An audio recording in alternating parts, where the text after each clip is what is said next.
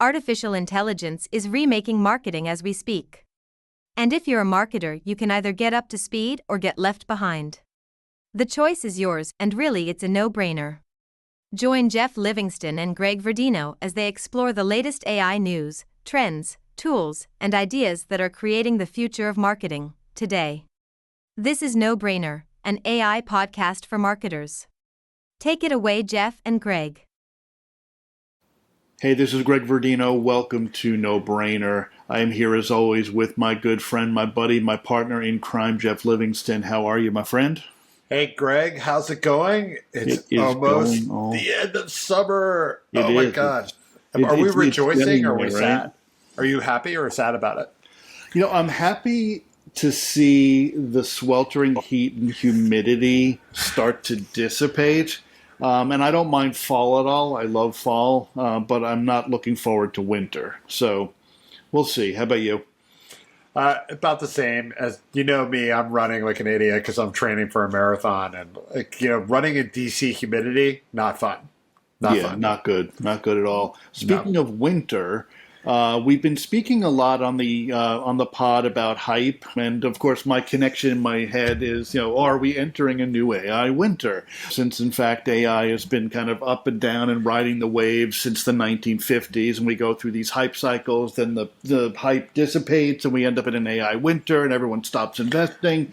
Anyone who's a regular listener knows we spent some time last episode with Shashi Bellamkonda, who does in fact believe that the AI hype cycle is dissipating, and that's going to create a lot of opportunity for companies to get serious, get smart, and start to really think strategically about how they invest in that technology. This week, we want to continue that conversation with another guest who Geoff will introduce in just a few moments, to really get beyond just the conversation about the hype cycle and really get deep into, whether we're riding the hype cycle or we've hit the trough of disillusionment, what do companies really need to do to move their organizations forward into this age of AI?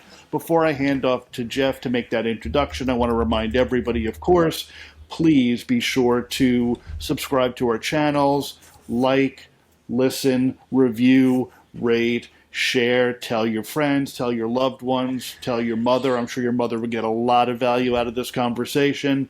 But be sure to help us get the word out if you can. And we promise to keep bringing you good content, good conversation, and good guests like the one that Geoff is about to introduce. All right. So with that, let me introduce Nick Unger, who I've known for the better part of 3 decades now, more, maybe. And Nick, you're looking a lot better for the time than I am. But Nick is the managing partner of AlterityAI. He's been in the AI business for the better part of a decade now. And he is also just recently exiting MIT and Harvard education efforts on studying generative AI and how that's working. I think a lot of people have heard about this MIT course.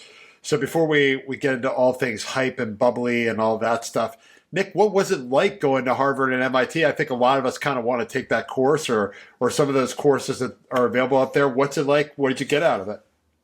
Oh, Geoff, I got a lot out of it. It was fantastic. I mean, having been in what I've started to call old-fashioned AI, for a long time, generative AI being brand new, it's an entirely different beast. And to be in an area with such a concentration of just really smart people who think about these things, and not certainly all on the hype train. Many detractors, many different perspectives on it. I was drinking from a fire hose and just trying to keep up, but I'm really glad for the experience. I feel pretty fortunate. Pretty cool, man. Pretty cool.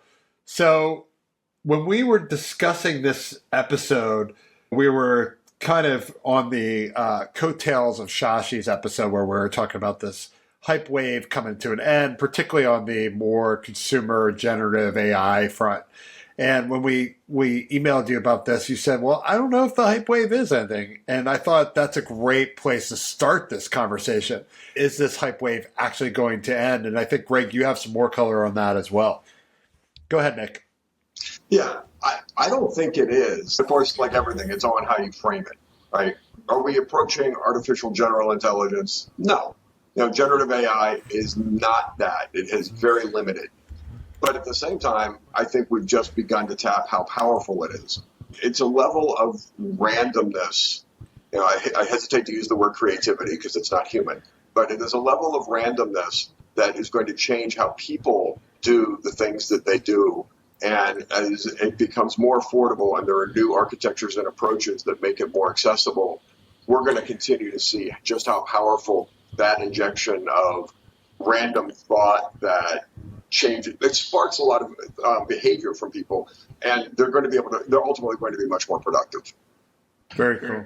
Yeah, I mean, I think that kind of raises for me the distinction between the hype and the reality as well, though, because, as you know, Nick, I'm sure you're hearing it, you're seeing it all the time too, that so much of the hype is about stuff that goes well beyond what you're talking about, right? It's we're on the cusp of artificial general intelligence. It's even the doomerism, right? Even this whole AI could eradicate humankind stuff coming, the 6-month pause letter and all of these things where, kind of even that negative hype in a way, which it's weird to say negative hype, but that's kind of what it is part of this narrative that the train is barreling straight at you, and if you don't get on board, you're going to get run over. And that's such a far cry from what you just said, which is, of course, true, real, practical, possible in the nearish term, right, in terms of the kinds of productivity and the benefits and value of randomness and things like that might help us think differently, act differently, perform better, et cetera, et cetera, et cetera. But I think a lot of the narrative that's coming out of big tech and OpenAI and, some of the others is almost damaging in a way, right? In that it creates these weird, unrealistic expectations on the one hand, but then also creates this sort of fear, uncertainty, and doubt on the other. And the truth lies somewhere in the middle, to me. No, I completely agree with that. I mean, we're not ready to bend the knee to our robot overlords anytime soon. I don't think that's going to happen. To your point about the other side of that, out of the box, generative AI is powerful. And I think what we've seen so far largely is somewhat the novelty power of it. And as people and processes evolve to understand how to contain and apply it effectively, you're going to start to see more actual productivity come out of it. And it's going to become more affordable. There are going to be different architectures that make it easier to customize, easier to start tailoring generative AI to your discrete tasks. You're also going to see more architectures that are more respectful of your data security, which today, arguably, it's not really there. And so a lot of things that organizations need to do to really take advantage of generative AI require more data security. Small language models and other things like that are going to provide some of that. We are kind of in the sweet middle there, but if you're a large AI company, I think you have to keep the hype train going because you need to fuel this never-ending race for the foundational model. The hope there, I think, on their part is that they can race ahead fast enough to get that foundational model, but not have generative AI adopted quickly enough to have any economic disruption. Because if you do that, then all of a sudden the inflated valuations of all the large AI companies evaporates because it's predicated on a robust consumer economy, fueling their stock value. So there's a built-in check and balance here, I think. Yeah. It's interesting. Like, I always think about that weird, not to take over this conversation, I feel like Geoff hasn't gotten to speak, but this weird kind of... You all talk, I'm learning. There's that like gleeful almost, Sam Altman, 95% of all marketers will be put out of jobs. It's like, dude, first of all, that's like 200,000 people and, $800 billion in spending. Just a company without employees is an economy without consumers, right? Exactly. At the end of the day, you need people to be working and earning an income, and I don't think we're going to solve like the universal basic income challenge imminently. But it's like a world without consumers is a world without value in a sense when you're a company trying to justify an economic price point, right? A lot of, I feel like the hype is this crazy...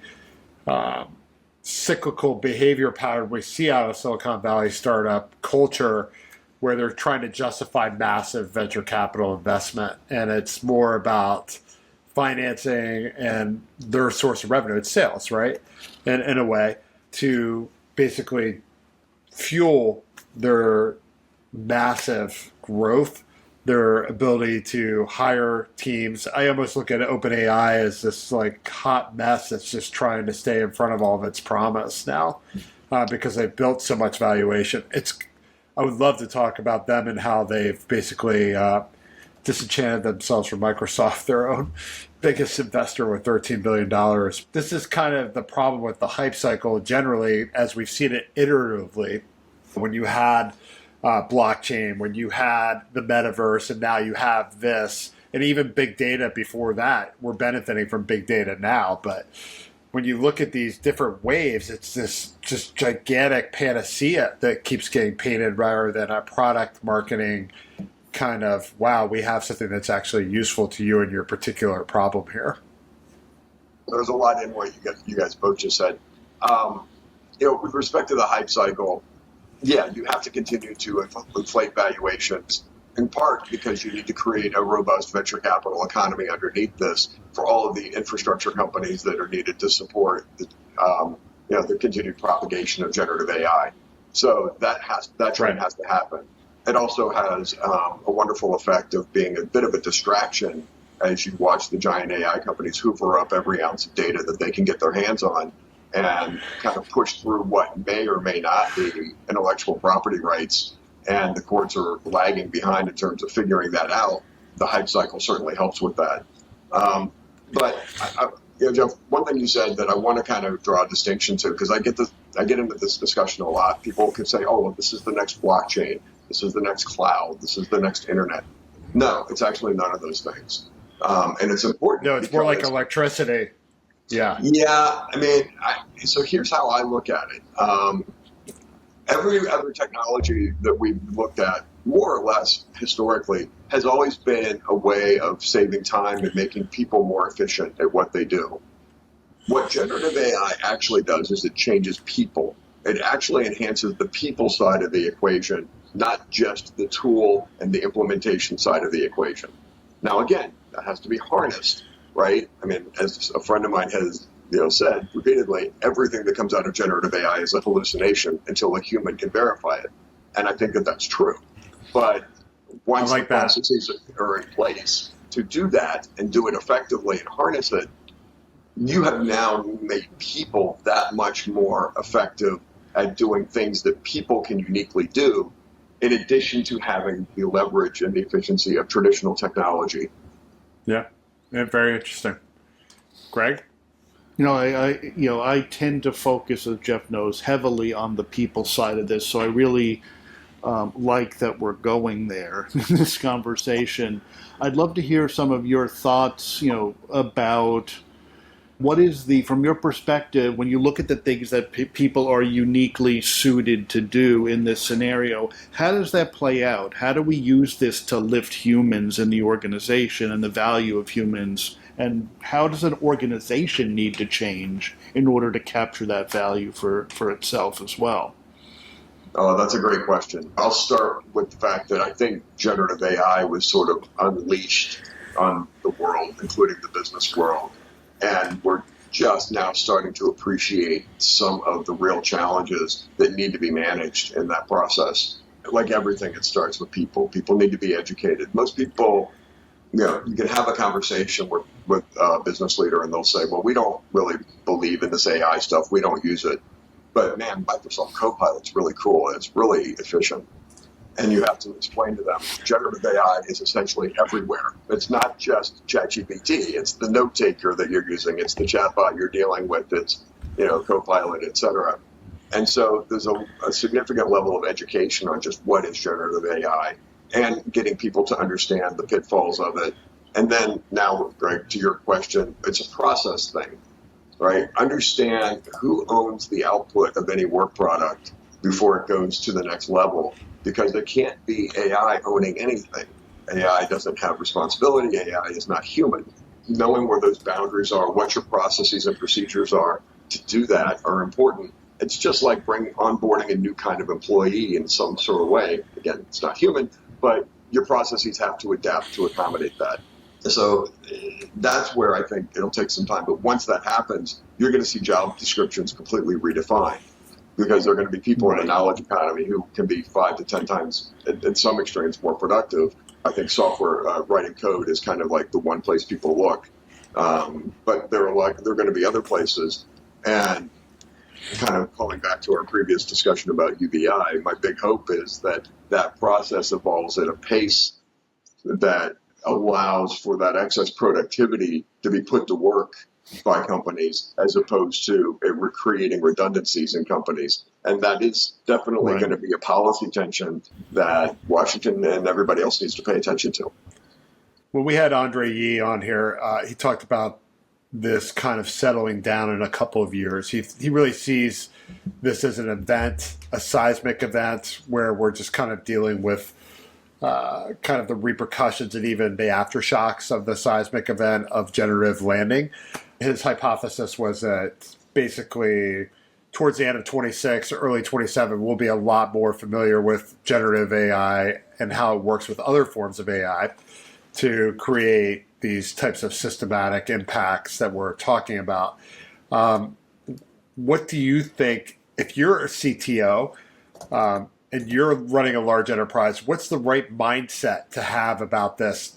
Like, I agree with you. When you started, you were talking about cybersecurity as like 1, 2, and 3, right? I mean, that's also part of the education process with people, is educating them on how to use data well and handle it appropriately. Besides cybersecurity, what else do they need to really get their hands around? I believe it's data governance itself and getting that all clean and building in the infrastructure to be able to move data in and out and effectively train models.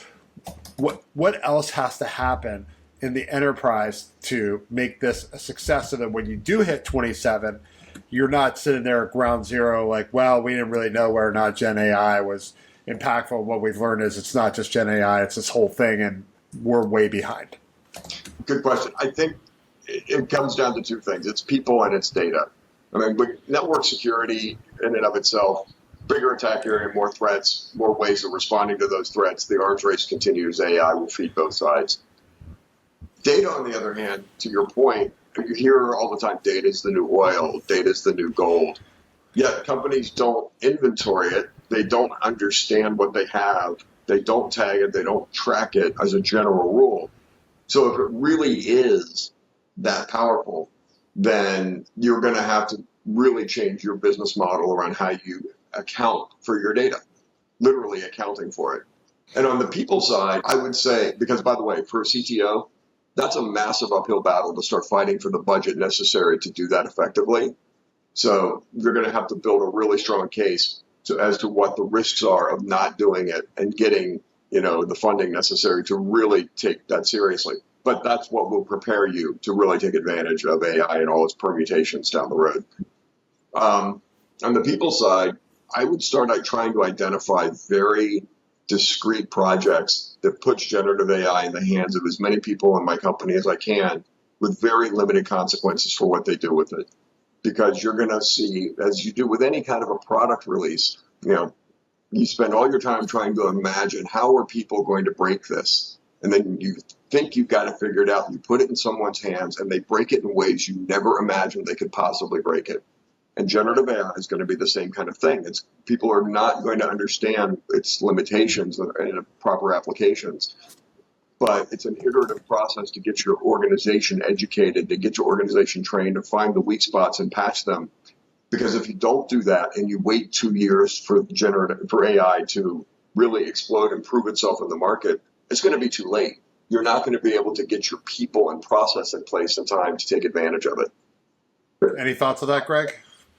I would agree, 100%. And I think we had a guest on a number of episodes, again, probably 7 or 8 years, it seems at this point, but it wasn't really AI quite years. that long in AI years, right? Who talked about doing even simple things like asking, or even perhaps requiring everybody in the organization to spend 15 minutes a day doing something with AI, right? And you're creating these environments where people do have permission to play and time and liberty to experiment with these tools. And it starts to get people familiar with them and what they do, where they work, how they work, what their boundaries are in terms of where you start to see it fall apart a little bit.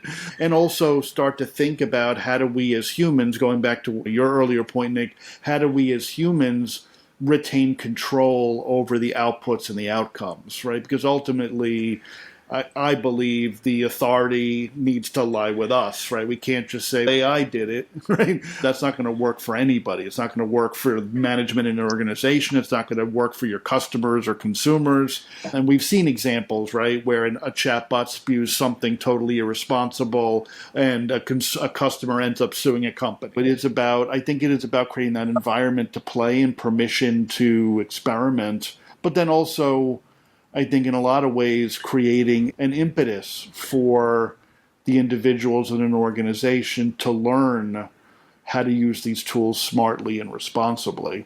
From there, I guess the question then is, from your perspective, how does the organization make the leap from that kind of workforce engagement and starting to shift culture and getting people familiar and comfortable with tools? How does the organization then make the leap into picking the right projects, identifying the right high potential use cases, things like that, so that they can actually bring AI to market as part of their solution, let's say, without kind of just going with like gimmicks and tomfoolery, as many organizations do. I think before the leap, the thing I would say that most companies need to embrace today is that they're already an AI company. Their employees are using generative AI, sometimes on their network, a lot of times not on their network. They're using it at home. They're using private accounts. You're using corporate data in private accounts. Over half of the employees doing this aren't admitting it because they're afraid that it's going to make them look bad to their employer, or they're setting themselves up to be replaced. All of these things. So there's so much that has to happen just to embrace the reality that we have today. That's first principles. Let's understand where we are today. But Greg, to your question, beyond that, once people start to become familiar, you have to chart your strategy entirely differently, right? Everybody's strategy today looks at the market. The market in which you participate is dynamic, and it's going to be changing. AI is going to be changing every part of your vendor stack. It's going to be changing your customer behavior. You need to account for that. Once you do that, then you look internally and you kind of do the classic business school analysis. What are our strengths? Where do we have a comparative advantage? And then how do I use AI to get, to enhance that? Or does AI take something that's a weakness and make it an advantage? So, and that's where the role of a chief AI officer comes into play for essentially every company. The articles starting a year ago, everybody needs a chief AI officer, and people kind of poo-pooing it. No, you actually do. You need somebody who understands how to apply AI at a strategic level and an ethical level to different parts of your organization.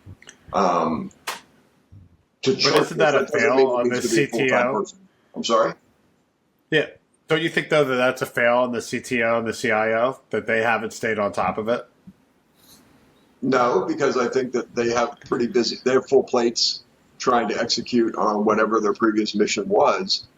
And there aren't anybody who actually says that they're an expert in generative AI or this revolution of AI yet probably shouldn't be listened to for too long.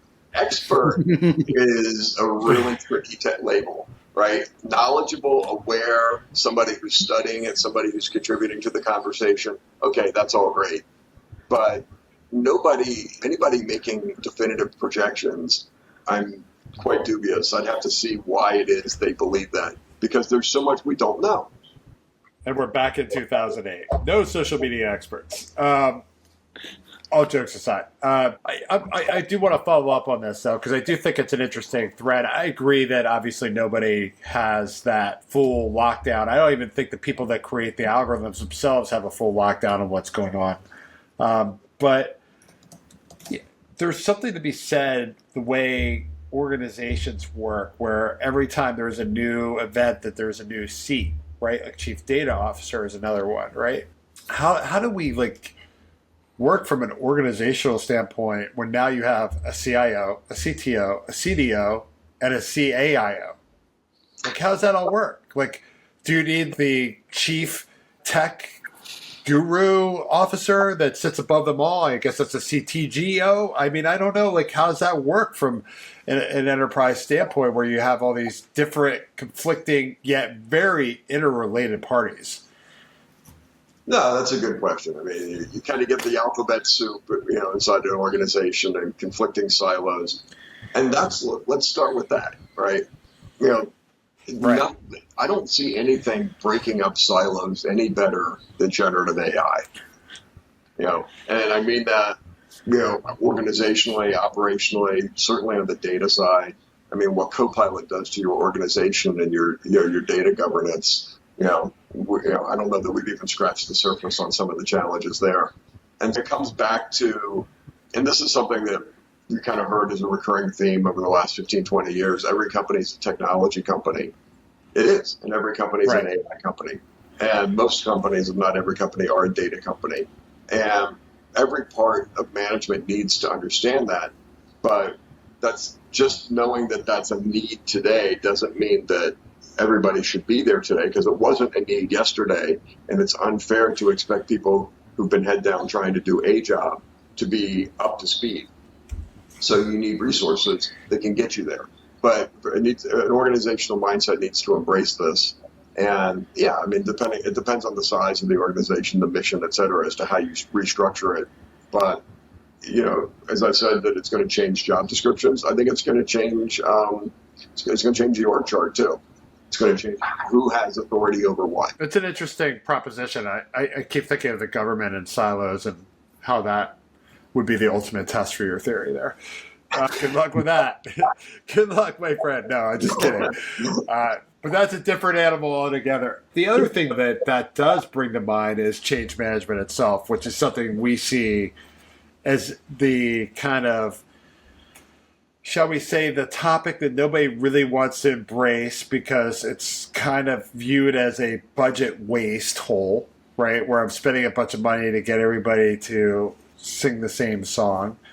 And at the same time, we've seen, at least in our implementations, over and over again, that if you don't have that staff on board, you're gonna have a dogfight getting this implemented. And that's because people will use those silos to their advantage. They'll dig their heels in and they'll prevent data from getting integrated. They'll complain when a use case that may touch their work and they don't want you to have domain over it and say that they should be running it, and you have the political warfare and then the project kind of right there in its spot. I mean, on and on and on. People are still people and they resist change. So how important, I think you've alluded to it over and over again, but how important is it to get that education effort with people moving so that they feel comfortable and they feel inspired and empowered to bring AI forward? No, it's a great question too, because what's the joke? Change management starts with changing management. I'm changing the mindset of management to understand how critical some of this is. And companies are not destined to live forever. Creative destruction exists in our economy, and we can all name companies that were household brands 10 years ago that don't exist today. And there will be losers who don't get on board with this. And it's going to depend on senior leadership to appreciate what is the long arc of this impact. Because, if you allow little fiefdoms to kind of control and slow the evolution of your company, you're going to be surprised at how quickly people can make up ground on you when they're extremely efficient and because they are leveraging AI. Yeah, it's interesting. And it's funny you say that about a destructive economy, because it made me think of Cisco. We're recording this a couple weeks before it gets released, folks, but Cisco just announced that they're laying off 7% of their staff. And Cisco strikes me as one of these big tech companies that hasn't successfully evolved very well. over the past 5-10 years to meet the changing environment. I question how valuable Cisco will be in 10 years, or if they'll be around outside of, I know that they have infrastructure they provide on the telecom side, but what else do they offer this world today? Not much. Yeah. Yeah, that's a good question. I mean, when I think of Cisco, I think of the fact that everybody has Cisco gear in their data center somewhere for various reasons.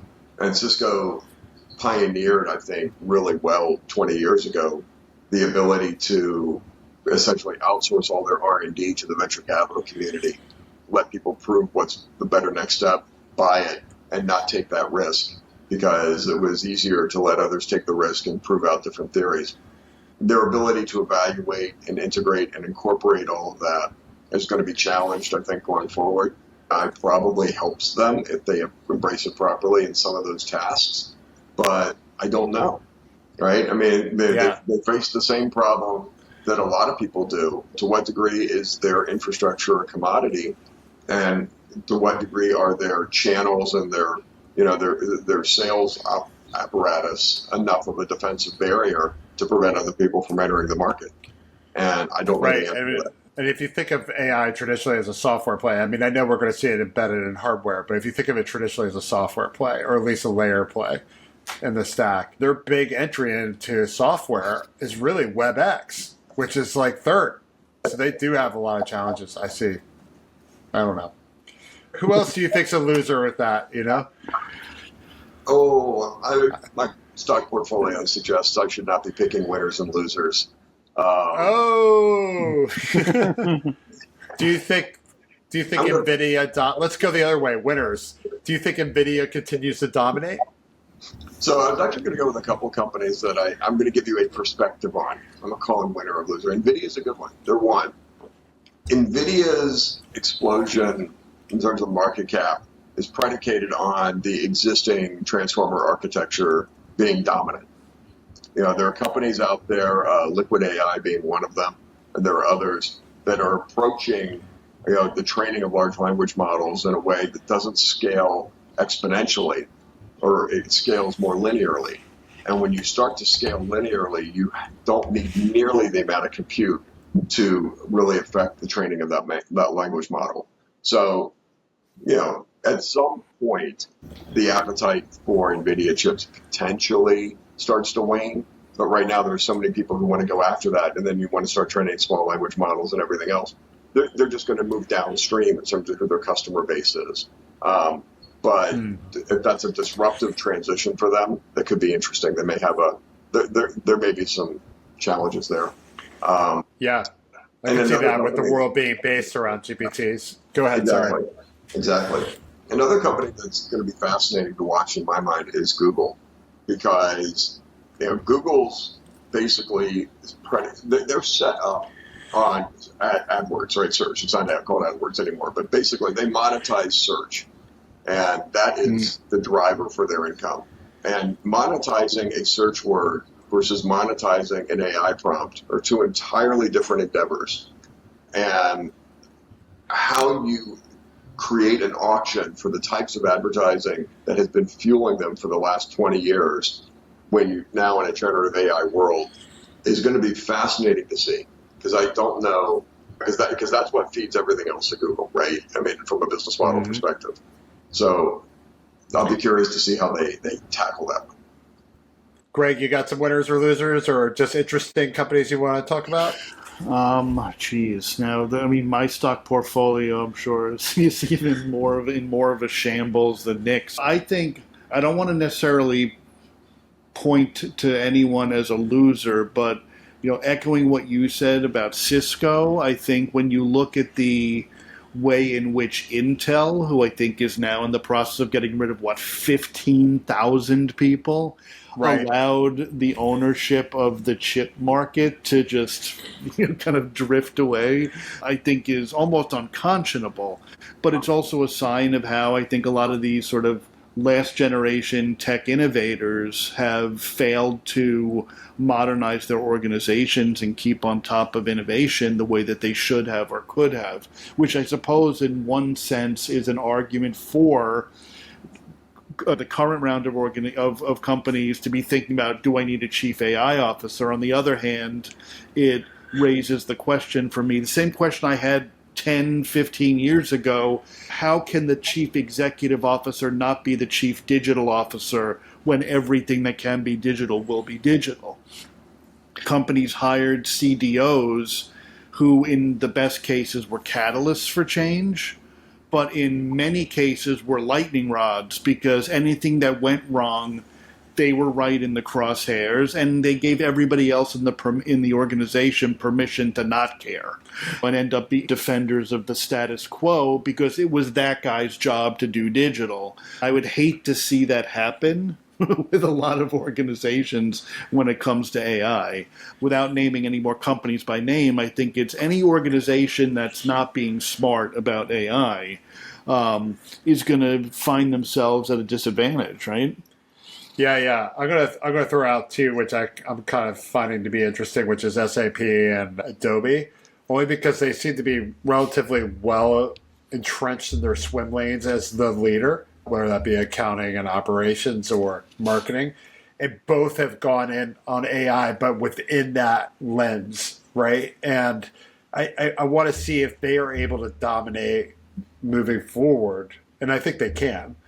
But I think if they can continue to maintain position by being smart and being forward thinking, and by even acquiring companies, like I could easily see Adobe acquiring Anthropic, for example, because they do have the generative visual technology on their side, but they don't have the great text, so they're relying on others. And I think if you're a marketing organization, you own Marketo or the Adobe Marketing Cloud, what's your generative solution? Do you really want to be feeding OpenAI with your licensing and your use of their software? So SAP, similar situation there. I mean, obviously they are much more of a shop that can benefit from machine learning and more like high boosted analytics and the ability to really serve an operational staff with great insights. But that too has a layer with it where you can build some complex modeling and get that BI moving forward with generative intelligence. So generative reporting, if you would. So, those are my two. I think that might be a good place to end. I don't know what you guys think. I think this has been a great discussion. I've enjoyed it. There you go. Absolutely. All right. Well, in that case, folks, I'm going to wrap us up. Thank you very much for listening to another edition of No Brainer. And by the way, that's named after me. No brains. We need to stop bringing on smart people. I think that's the problem now. They all have hair too. All jokes aside, thank you, folks, for listening to another edition of No Brainer. Punch the like button. Share it with your friends. Send us feedback. And do leave a review. We greatly appreciate it. We'll be back soon, either with some more insights or more likely another very smart person who will share their insights with us. And with that, have a great week.